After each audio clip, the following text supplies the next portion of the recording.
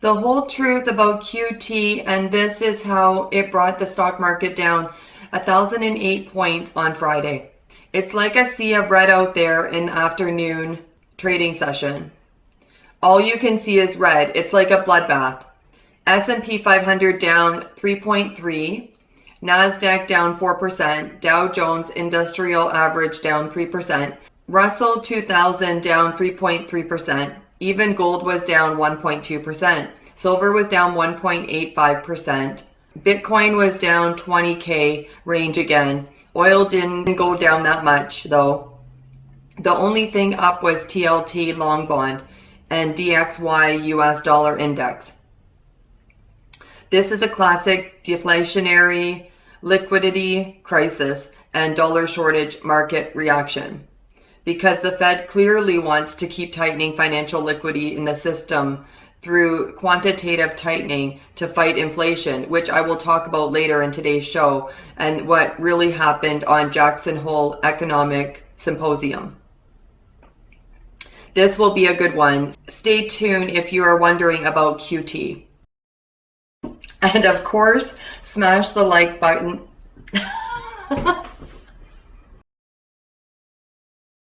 Welcome back, everyone, to my Audacious Money Witch channel, where we talk about macroeconomy, stocks, bonds, and commodities. If you like any of these markets, please consider subscribing to my channel, and of course, smash the like button if you've enjoyed today's video. When you're in the stock market, it's like sailing in the ocean. Normal times, the sun is always shining. Not that much waves coming towards you. The stocks go steadily up or sideways. What happened on Friday was really memorable. Take a look at this chart before the Jay Powell comes out at 10 a.m. The market went sideways for a half an hour, and when Jay Powell started talking, the algorithm sold it down for 3 minutes straight for 0.9% in total, making me have chills. Quite scary. That was like a big wave coming right in front of you. And then it went back up 1.05% super fast and made a new high for the session, making people think it's going higher. Very, very sneaky. Then the real crash started, and that lasted the rest of the day. Why did the market make its decision to crash not just 2%, but 3.4%? Completely decimated previous day student debt forgiveness and state government's inflation reduction stimulus rally of 1.4%. The truth is, Jerome Powell just sent a clear message to Wall Street that he will bring the Fed funds rate up and keep the interest rates up and stay high into 2023 until inflation goes low and stays low. The spirit of Paul Volcker lives on at Jackson Hole. Federal Reserve Chair Jerome Powell sent a clear message to financial markets this week. Interest rates will remain high until inflation goes low and stays low. Powell's message was delivered in a concise, direct speech at the Jackson Hole Economic Symposium on Friday, the year's premier gathering of global central bankers. Stocks tanked in response to Powell's remarks, suggesting investors got the message. But Powell did not approach the podium at the Jackson Lake Lodge alone on Friday. The Fed chair brought with him the spirit and the lessons of the late Paul Volcker. Volcker, who died in December 2019, served as Fed chairman from 1979 until 1987. His tenure is remembered for one crowning achievement, breaking the back of inflation that plagued the U.S. economy through the 1970s into early 80s. These efforts, however, did not progress in a straight line. From August 79 through April 1980, Volcker raised interest rates from around 11% to 17.5%. Inflation over this period rose from 11.8% to 14.5%. A pause in inflation pressures in the summer of 1980 prompted Volcker to make an error. The Fed slashed interest rates that Powell has vowed not to make. By July 1980, benchmark rates were below at 9%, the lowest in 2 years. Inflation trending down, but still running north of 12%. Another rate hiking cycle began. By the winter of '82, inflation was reliably below 10% for the first time in 3 years. The Fed funds rate is still north of 14%. Benchmark rates wouldn't fall back down below 9% until December of that year. It wasn't until 1985 that the Fed funds rate fell below 8%. When Volcker was sworn in as Fed chair, the U.S. economy was in the throes of its second inflationary spike in 6 years. The stagflation fears that have arisen during our current bout with inflation were realized back in the late 70s to early 80s. Dramatic action was needed from the Fed, but so too were patience and persistence required to finally break inflation. History shows that employment costs of bringing down inflation are likely to increase with delay as high inflation becomes more entrenched in wage and price setting, Powell said Friday. From July of '81 until unemployment's peak in December '82, the unemployment rate in the U.S. rose from 7.2% to 10.8%, a level that would not be seen again until this world crisis-induced downturn, which sent the unemployment rate as high as 14.7% in April of 2020. The successful Volcker disinflation in the 1980s followed multiple failed attempts to lower inflation over the previous 15 years.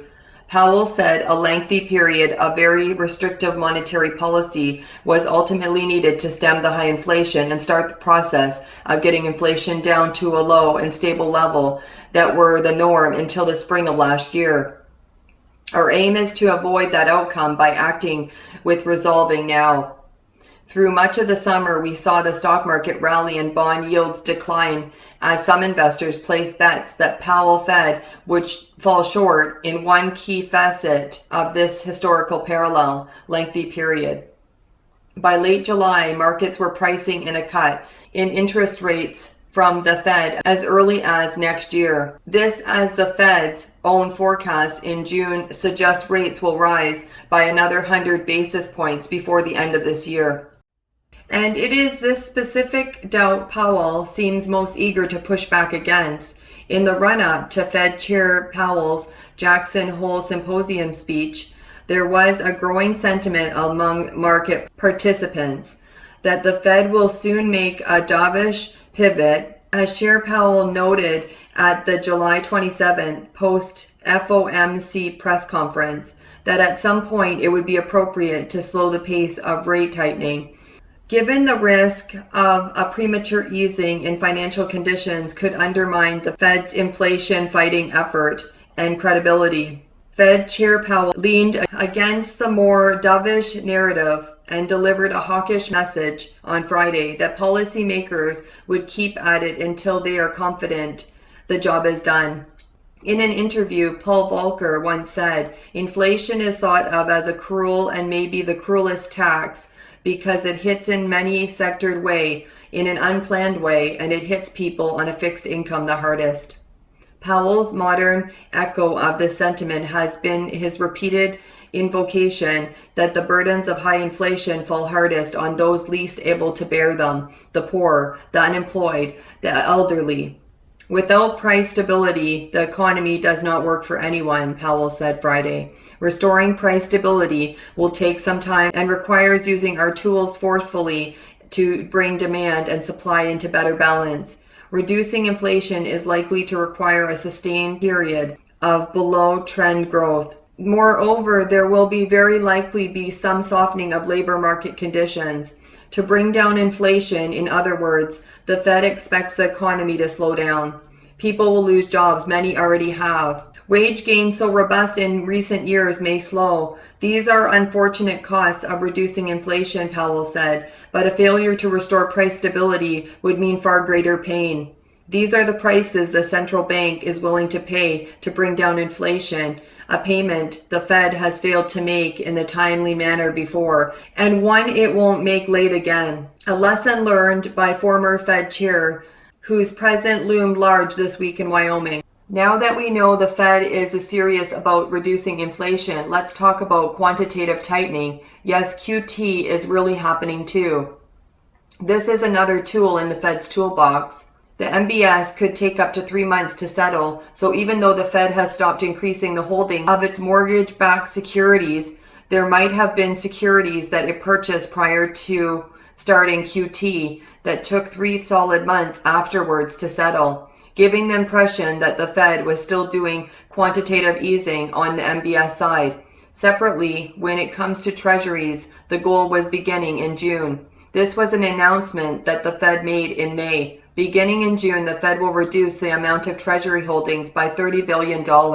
That amount is going to be doubled in the month of September. The confusion here is that treasuries mature on the 15th of the month and on the final day of the month on the 30th or the 31st. What that means is QT itself did not begin until June 15th. That's why we are only at $53 billion, even though we will get another slug of quantitative tightening. You'll see it when the Fed's balance sheet report comes out showing that because August 15th was going to be incorporated into the next report, you will see another slug having run off. The point is, by the time we get to the first week of October, which reflects the September 30th maturing of treasuries, you will see the Fed is reducing its balance sheet by $60 billion a month. The question will be how much tightening and how much depletion of liquidity in the markets is affecting all the investors. The market hasn't even considered pricing in any QT at all right now. Investors should be very careful about this. The next phase is where defaults start in the pickup materially in the fourth quarter and into 2023. The auto sector and the housing sector are both coming down hard. Inventory rising, things we never thought we'd be talking about a year ago. Now you know the Fed will remove the credit by $60 billion a month, and this time he will not pivot. No credit, no economy. This entire economy runs on credit. Almost no one can buy a house with cash anymore. How does the bank create money or credit? You go in there saying you want to borrow $1 million and then poof, $1 million credit was created and printed by the bank. The inverted yield curve has predicted long ago that Jerome Powell did on Friday that economic depression is coming. If you are worried about the economy heading into a depression, why not write a book today? Become an entrepreneur and start your brand new life today. With an abundance mindset, you can create your own future and decide how much money you can make. Okay, now I'm going to show you my clients' books. So Freedom, The 7 Steps to Thrive in Life and Business by Tina Kaddish. To save me, I must face myself, which may be the hardest of all to face. Wow, is that so true? Freedom comes when you decide what you are passionate about. This is why I like to help corporate women become clear about what they want. So that one is so incredible. And Wicked Pussy Perfume by Eazzy. How did you ever lose sight of this? Remember, seeking personal freedom began when you were young. As you were aged, the impulse to assert your own path becomes more distinct, more powerful, and becomes intellectual. Wicked Pussy Perfume by Eazzy. Ignite the Passion, Co-Create Your Dreams by David Vine and Jama. Forward is written by Abigail Sinclair. Abundance and Attitude. I have touched on a lot of thoughts and content around working together as well as empowerment in this chapter, as we all need to have a growth mindset within ourselves. Now it's time to reflect on an article I wrote, which I think is important for everyone. Ignite the Passion. And The 3 Most Important Influencers You Need to Meet by Lee Vincent. The foreword is written by myself. Imagine things that you have learned in your younger days.